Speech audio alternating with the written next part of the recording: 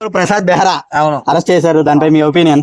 ఏమన్నా నాకైతే షాక్ అనిపించింది అన్న వినగానే. ప్రసాద్ బెహ్రాని అరెస్ట్ చేయడం ఏంది, ఇప్పుడిప్పుడే ఎదుగుతాడు కదా, ఎదిగిన మొక్కని తొక్కితే ఎట్లుంటదో అట్లా తొక్కి పడేస్తున్నాడు. పువ్వు కూడా వికసించలేదు. ఒకటే సినిమా, నాకు తెలిసి ఒకటే సినిమా తీసిండు, అది మంచి పేరు వచ్చింది. ఇంకొకటి 2-3 వెబ్ సిరీస్, మంచి వెబ్ సిరీస్ అంటే ఓవరాల్ గా ఆ వెబ్ సిరీస్ చూసినప్పుడు కూడా ప్రసాద్ బెహ్రా మార్క్ కనబడుతుంది.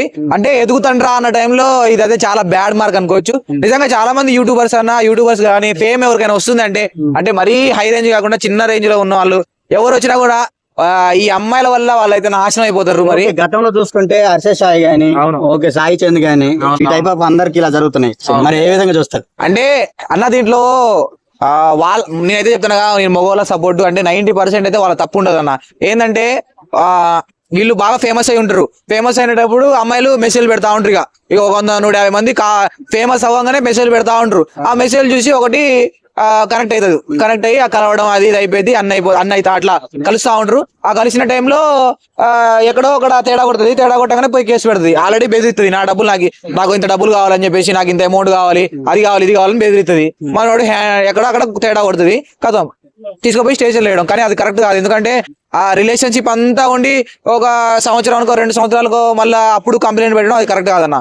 ఎందుకంటే ఇప్పుడు అంత ఫేమ్ వచ్చినాడు, అంతమంది అమ్మాయిలు చాట్ చేసినప్పుడు ఎవరికొకరు రిప్లై ఇస్తాడు. సో కనెక్ట్ అయిన తర్వాత ముందుకు పోతా ఉండేసరికి అన్న అయిపోయి అంటే కలిసి అమ్మాయి పర్మిషన్ లేకుండా ఎలా జరుగుతుంది అనుకుంటున్నారు? అమ్మాయి పర్మిషన్ లేకుండా ఏది కాదు. ఇప్పుడు కొంచెం కలవడం, వాళ్ళదంతా కొలాబరేషన్ అంతా ఉంటది. కానీ ఎక్కడో అక్కడ చిన్న గొడవ వస్తుంది. ఆ గొడవతో ఇక మన సమాజం ఏంటంటే అంటే తందాన అంటారు. అమ్మాయి ఏం చెప్పినా కూడా అది అమ్మాయితో సార్ కరెక్ట్, అబ్బాయి వైపు ఆలోచించరు. చట్టం కూడా ఎక్కువ ఇప్పుడు అమ్మాయిని సపోర్ట్ చేస్తున్నారు బ్రో. ఏం చెప్తావు అసలు? అబ్బాయి నిజంగా నలిగిపోతున్నాడు.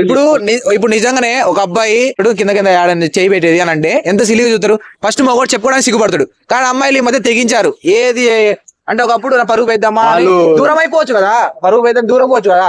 కలిసి సంవత్సరాలు ఉన్న తర్వాత ఏదో ఒక చిన్న గొడవ మీద నన్ను అప్పుడు అట్లా చేసిండు, ఇప్పుడు ఇట్లా చేసిండు అప్పుడు నువ్వు అట్లనే చెప్పించుకున్నావు మరి. అది ఇక వాళ్ళ ఇష్టం అన్న. ఇక మనం ఏం చేయలేము. ఇక అమ్మాయి అనగానే అటు సైడ్ మనం ఇక ఏం చేయలేం. అంటే ఎందుకంటే ప్రతి లైఫ్ లో ఒక అమ్మాయి వస్తుంది, ఆ అమ్మాయి చివరికి మనల్ని తన్నిపోయింది. సేమ్ ఇలాంటి ఇష్యూ అబ్బాయిలకి జరిగితే ఎందుకు సమాజం తీసుకోదు?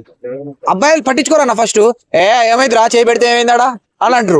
పెడితే ఏమైంది, చేయి పెడితే మంచిదే కాదు, అమ్మాయి పెట్టింది మంచిదేగా అంటారు. ఇప్పుడు అదే అబ్బాయి పెడితే పెద్ద న్యూస్.